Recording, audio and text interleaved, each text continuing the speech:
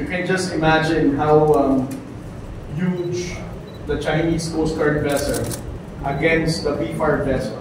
So this video would also counter the argument of the Chinese Coast Guard that what they're doing is a lawful and legitimate operation. This is actually an overkill. Imagine this, our BFAR vessel is so small compared to this humongous size China Coast Guard vessel. And they have disregarded the collision regulation intentionally, side sweeping a smaller Coast Guard, a smaller BFAR vessel.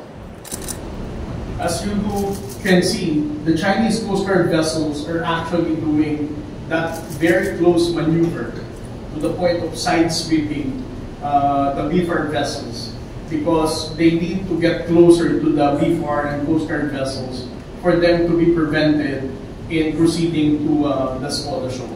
Because as I have highlighted so many times before, there are so many ways for you to enter the vast area of Skoda Shoal. And the only way that they can prevent the BFAR vessel and the Coast Guard vessels from proceeding to Skoda Shoal is to carry out this kind of maneuvering, which is side sweeping and later even intentional drowning.